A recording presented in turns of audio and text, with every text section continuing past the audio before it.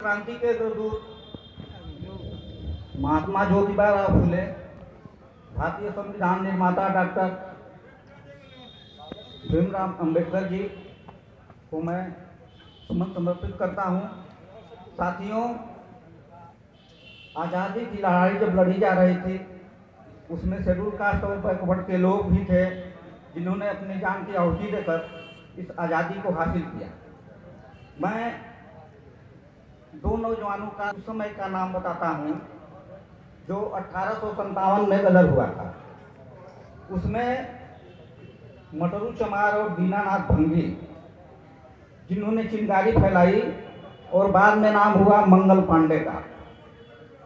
उसी कड़ी में जब आज़ादी लड़ी जा रही थी, सुभाष चंद्र बोस जो आज़ाद हिंद फौज का निर्माण किए थे, उसमें सौभाग्य की बात है कि आपके गाजीपुर जिले का जो गाजीपुर से सटे हुए कठुआ मोड़ है, वहाँ एक अटवा फतेहपुर गांव है जिसमें जानकी रावत आज़ाद हिंद फौज के सिपाही थे जिन्होंने सुभाष चंद्र बोस के साथ लड़ने का काम किया और ये भारत सरकार ने उनके स्वतंत्रता संग्राम सेनानी का पेंशन भी दे रही थी। उनका देहांत हो गया। जो लोग लड़ने का काम किए, जो अपनी जानों की आहुति दी, उस वर्ग के लोगों को कहीं नामो निशान नहीं है। साथियों, 11 नवंबर सन 87 को एक पूर्वांचल के गाजीपुर में बहुत बड़ा सम्मेलन हुआ था जिसमें कांशीराम साहब आए हुए थे। उसका नेतृत्व एक भंगी जिसका नाम प्रेम प्रकाश भारती है, जो इस दुनिया में नहीं रहे, उन्होंने आजीवन इस गाजीपुर जिले को ही नहीं, उत्तर प्रदेश, बिहार और बंगाल में भी जगाने का काम किए। ये अनुसूचित जात और बैकवर्ड के लोगों में काम किए। उसका नतीजा भी आया कि लोग जगे और अपने बल का प्रयोग किए और 3 बार सरकार बनी, बैकवर्ड की और शेड्यूल की। साथियों, मैं कहना चाहता हूं कि जो लड़ाकू कौम इस देश के लिए काम की, उनका नाम निशान खत्म कर दिया गया, तो हमको तो अपनी लड़ाई लड़नी चाहिए, अपने पूर्वजों का जयंती भी मनाना चाहिए और ये सरकार को भी चाहिए कि जब सब लोगों की जयंती मनाती है तो बैकवर्ड और शेड्यूल कास्ट का क्यों नहीं। ज्योतिबा फुले जो राष्ट्रपिता हम कहें तो बुरा नहीं है, उन्होंने बैकवर्ड को जगाने का काम किया, शेड्यूल कास्ट को जगाने का काम किया। पहले रामास्वामी नायकर इस देश के लिए बैकवर्ड और शेड्यूल को जगाने का काम किया। ललई सिंह यादव जिन्होंने अपना खेत बेचकर प्रेस बनाया और समता स्वतंत्रता न्याय पर आधारित इस समाज की संरचना के लिए आजीवन प्रयत्न काम किए। आज ललई सिंह यादव का नाम लेने वाला कोई नहीं है, न ही इनका इतिहास है। अमरनाथ यादव सकरताली के रहने वाले, अब इस दुनिया में नहीं रहे, वकालत पेशा करते थे गाजीपुर। अपना समय निकालकर शेड्यूल और बैकवर्ड में जगाने का काम किया।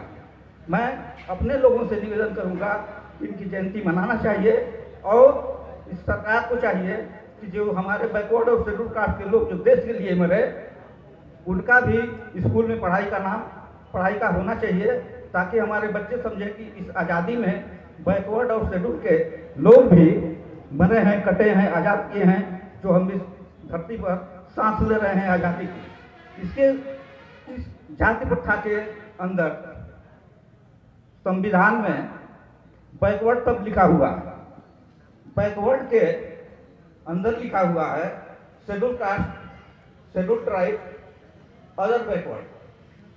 तो जब हम एक ही सिक्के के दो पहलू बने हुए हैं, अब इस समय के समय में जो पिछड़ा वर्ग है वो हमारा बड़ा भाई है, अनुसूचित जात के लोग हैं वे छोटे भाई हैं। चूंकि हमारी आपस में पहचान नहीं है, इसलिए ब्राह्मणवादी व्यवस्था के लोग हमें आपस में ही लड़ा देते हैं, ये अछूत बनाकर, कभी सछूत बनाकर। मगर हमारे पूर्वज तो एक ही थे, ब्राह्मणवादी व्यवस्था में बांटे गए, सछूत और अछूत बनाए गए। सछूत जो है वो बैकवर्ड है, अछूत जो है शेड्यूल कास्ट है।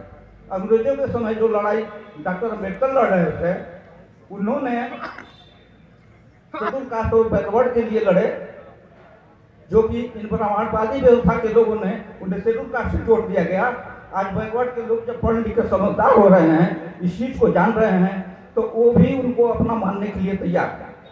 साथियों, ब्राह्मणवादी व्यवस्था में ब्राह्मण, क्षत्रिय, वैश्य, शूद्र की व्यवस्था बनाई गई और मनुस्मृति में हमारे दमन और कुचलने की साजिश बनाई गई है, जो देखने में 74 साल बाद भी संविधान तो चल रहा है, मगर उसके आड़ में मनुस्मृति भी चल रही है।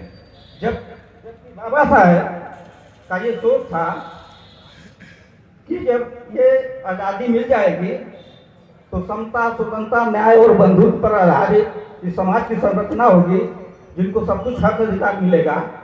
अभी वोट का अधिकार जब ले रहे थे उस समय गांधी जी ने बहुत विरोध किया। उनका कहना था कि जो बीए पास होगा, जिसके पास ज़्यादा जमीन होगा, वो वोट देगा। बाबा साहेब पता था अंग्रेजों के सामने कि हमारे लोग तो पढ़े लिखे नहीं हैं, तो कहाँ से बीए पास हो गए, जमीन भी नहीं है, सरकार हमारे लोग वोट से वंचित रह जाएंगे और हमारा प्रतिनिधित्व नहीं हो पाएगा। अंग्रेजों ने इस बात को माना और पढ़ने का अधिकार दिया, वोट का अधिकार दिया। आज 74